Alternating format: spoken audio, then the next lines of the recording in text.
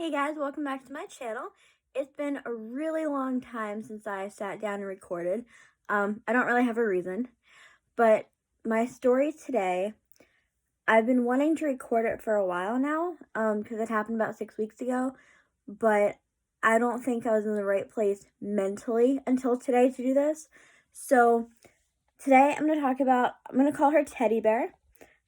She has that nickname because I was probably about 2.5 years ago, I was talking to this guy and I messaged him something about him being my sexy teddy bear, but I accidentally sent it to her. So then her nickname was Teddy Bear from that point on. Um, we met late November 2016. I had just started working at Kohl's. I had worked at Kohl's in Pennsylvania and Delaware before that, so this was my third Kohl's that I worked at. And my first day was Black Friday, and I wasn't retrained on the register yet, so they had me bag for people. So I went to 2 or 3 different people. None of them wanted a bagger. So finally, I ended up with Teddy Bear. And I went up to her, I'm like, hey, do you want a bagger? She's like, yes, that would be amazing. So I bagged for her, and we kind of talked between customers, and she was helping to reteach me on the register. So we would switch off, here and there. I would ring a few people up and she would bag. She would ring a few people up and I would bag. And it was just like working together. It was just natural. Like I don't know how else to explain it. But after that night, it was like we were automatically best friends. Like it felt like I had known her my whole life. And we were able to talk about everything. Nothing was off limits with us. Um, we talked about some really, really personal stuff, but I never repeated anything she told me. She never repeated anything I told her, and I was there. I was okay. I like taking credit for it because I was basically the reason she and her husband got together, and I say that because I was supposed to meet up with someone, and I was stood up. We were supposed to go to Buffalo Wild Wings together. So, her now husband, we're just gonna call him Jason. Jason said, well, why don't we go to Buffalo Wild Wings anyway? So the three of us went, and afterwards they started texting, and the rest is history. So now they're married and they have a son, which I will get to in a little bit. So yeah, I was there for her. She went through a falling out with one of her close friends, and I was there with her for that. I was there with her for a bunch of other stuff. Like I don't want to air her dirty laundry, but I was there for a lot of stuff, and she was there for me for so much. I went through a kind of a minor breakup about 2.5 years ago, maybe a year and a half ago, something like that. And she was there with me for that. She was there for me um in October of 2018, I think. Um I had struggled with self-harm for a really, really long time, and I ended up relapsing, and she took me to the emergency room. Um not because necessarily because I relapsed, but because I knew I was in a bad place, and I knew that I needed um professional help, if that's what you want to say. So she sat in the ER with me for several hours until they took me over to the psychiatric hospital, and she came to visit me while I was there. There was another time I was in the hospital because they were worried about my appendix. They didn't think it needed to be taken out, but it didn't look right. But anyway, I was in the hospital for 3 or 4 days, and she came to visit me, and she was actually the one that took me home. She came over many times just to hang out, just to talk. Um,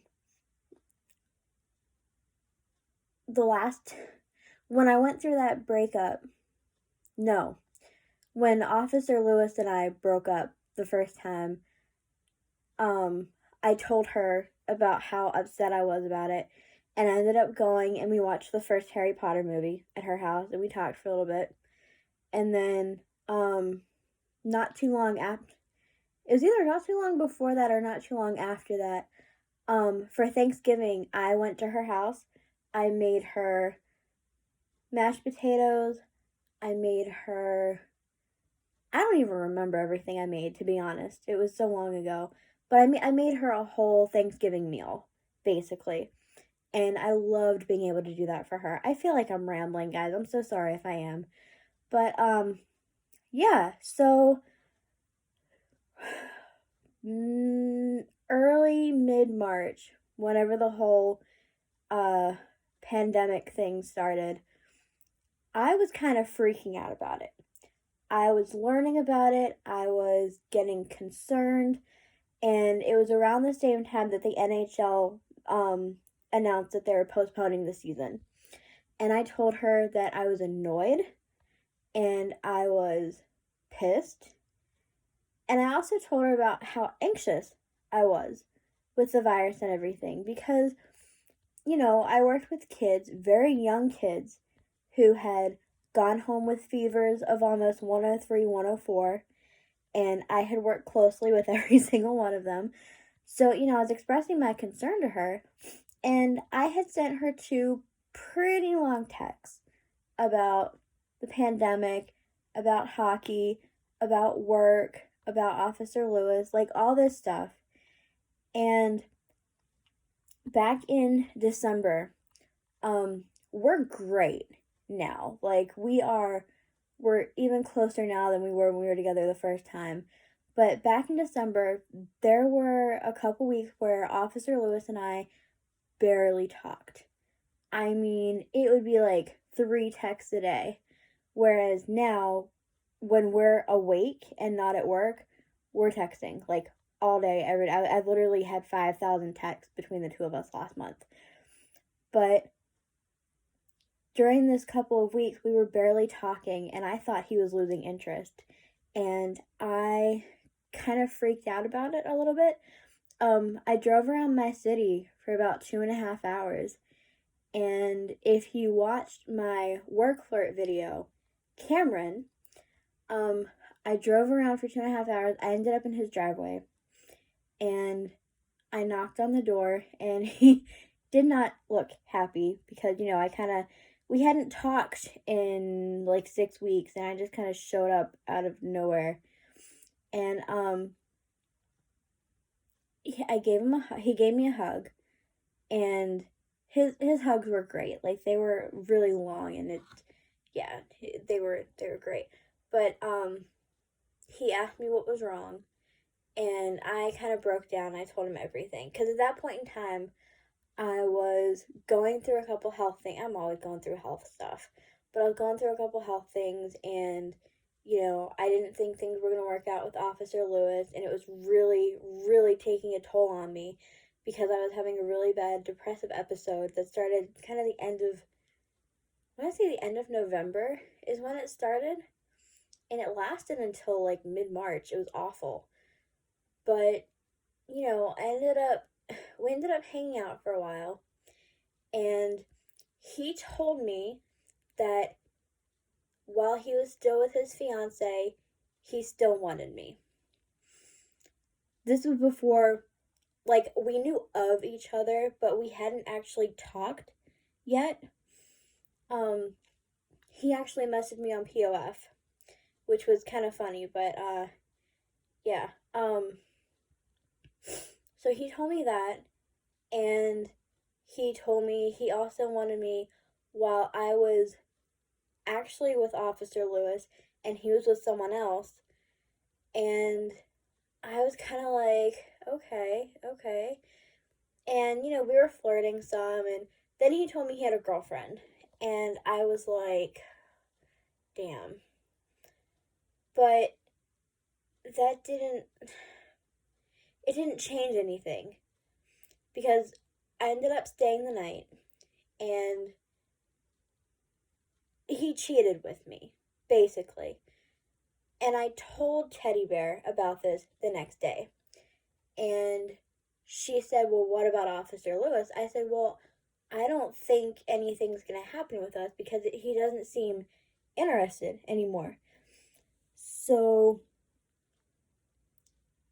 I told her about the fact that he had a girlfriend, that Cameron had a girlfriend, and she was happy for me because she was under the impression that I wanted to be with Cameron more than I wanted to be with Officer Lewis.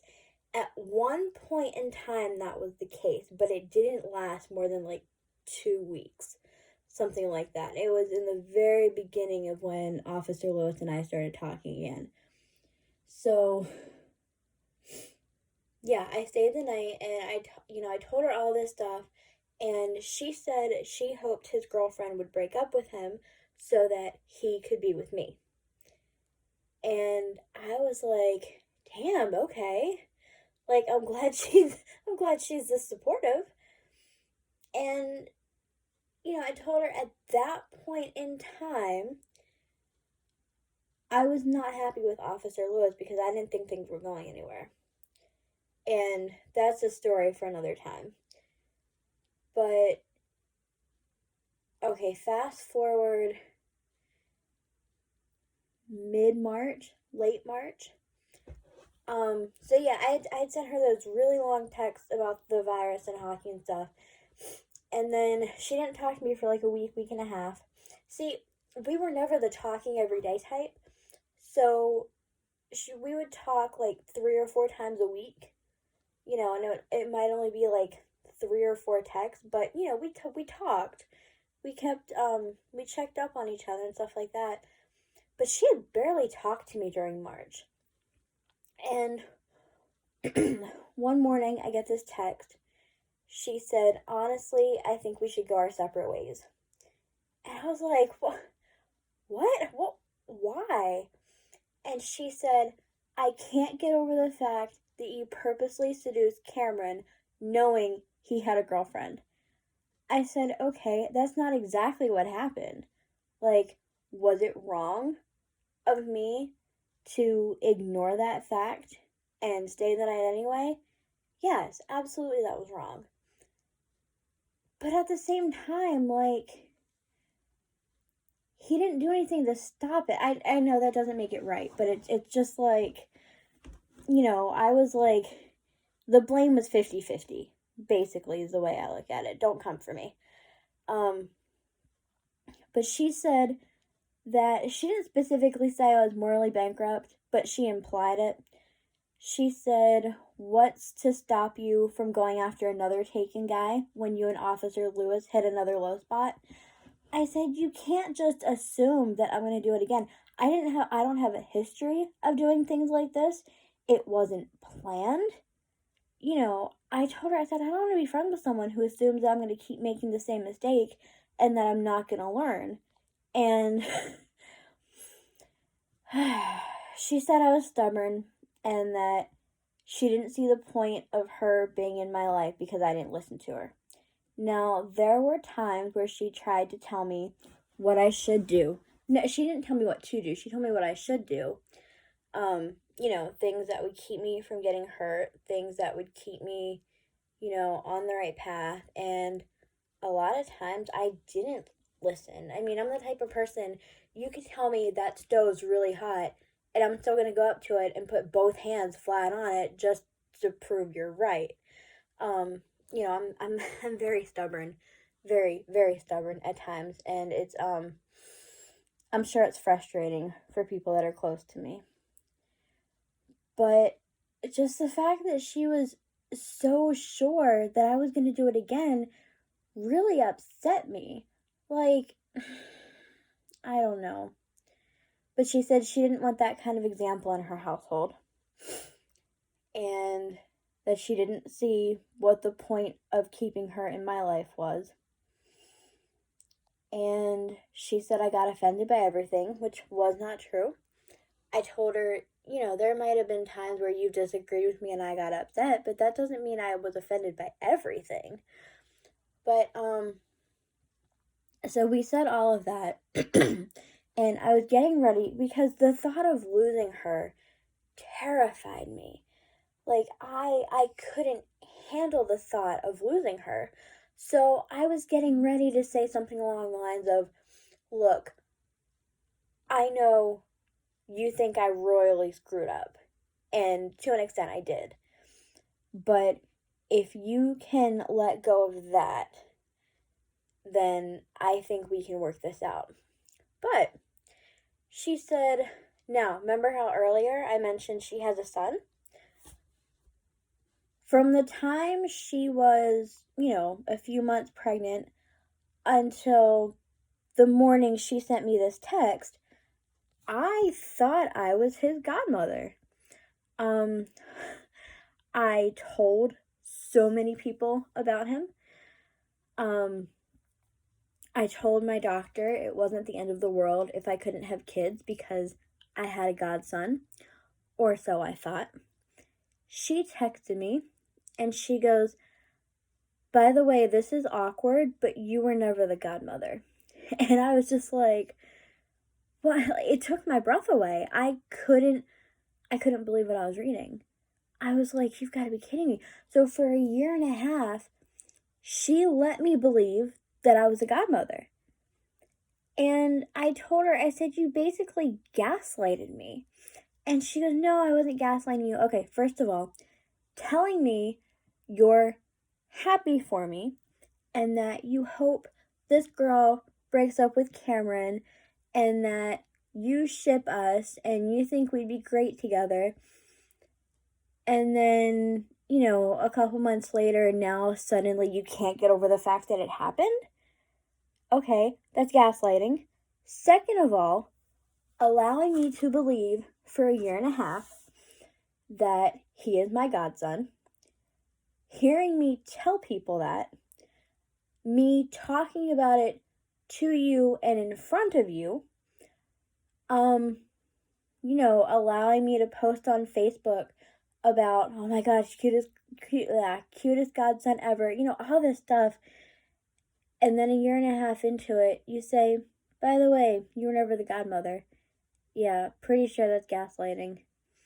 Gaslighting from what I understand it to be. And I was in a relationship for 3 years where he gaslighted me hardcore. So looking at this situation, it certainly seemed like gaslighting. And she accused me of just playing the victim and all this other stuff. I'm like, I'm not saying I didn't do anything wrong. I'm just saying, like, she seriously misled me. And, the one thing, I made a comment that unintentionally implied that I said that her husband wasn't attracted to her anymore. That's the way, I can't remember exactly what I said, but that's the way it came across. And her response addressed it, and she wasn't defensive, but she responded to it kind of strongly. Not necessarily in a bad way, but she responded to it strongly. And I felt so bad about what I'd said because the way it came across was not the way I intended it at all. So a couple days later, she hadn't responded to any of my messages. So a couple days later, I texted her because we had been doing everything on Messenger. So I texted her. I said, hey, I don't know if you read my last message, but I just wanted to say I'm sorry for saying blah, blah, blah. And she said that she accepted my apology, but that she didn't think it would serve us any good to keep talking. And I told her, I said, I understand. I said, I really miss you. And she said, I really miss you too. And I said, I would consider being friends again if it wasn't for the whole godson thing. And she said, that's fair. And, that's when she said that she didn't think it would make any difference if we kept talking. So I just responded with K, which is not like me. I tend to like to get the last word, but I thought K's kind of got my point across. So now. It's been about 6 weeks. I still have times, it doesn't happen every day like it had been, but it happens a few times a week. I'll be reading something, or I'll hear something, or I'll think of something, and my first thought is, oh my gosh, I have to tell Teddy Bear. And then I remember, oh yeah, I can't. And it sucks. She had me blocked on Messenger. I deleted her number. I deleted our entire Messenger conversation, and I deleted all of our text conversation, and it hurt. it it absolutely killed me to do that. But I knew I needed to, because I didn't want to keep going back over it and keep getting upset over the same things over and over and over again. So I'm the type of person, like, when it comes to a breakup, I can't be friends with them again. Well, I think if enough time has passed, I could. But when the breakup first happens, they have to be out of sight, out of mind. I can't see them on Facebook. I can't text them. I can't see pictures of us together. Nothing. So in order to move on from this friendship, it hurts like hell. It really does. But in order to get over the friendship, I had to delete everything. Yeah, it sucks. I mean, I don't know how I'm supposed to feel. I really don't. But a quick update on Cameron. Following up from that, I had told him, because again, this Officer Lewis and I were practically not talking at this point in time. I told Cameron, I said, I know you don't think you deserve to be happy or whatever, but I said, I'm here if you want to talk, if you're even thinking about giving it a chance, like, I'm here, and all this other stuff. And he blocked me. So I'm like, okay, well, that's the end of that. And then the beginning of March, he texted me and asked me to come over. I'm like, because at this point in time, Officer Lewis and I were back on the right track. We were talking every day. We were talking constantly. We had gotten together a few times. So for Cameron to text me was really weird and really awkward. And he was saying that, he said he shouldn't have ghosted me the last time, but he said he just got spooked. And when he told his now ex that he had cheated on her, she apparently cursed him out and broke up with him. And he said, come over and be with me for the time being, or be with me for life, whatever the path may hold.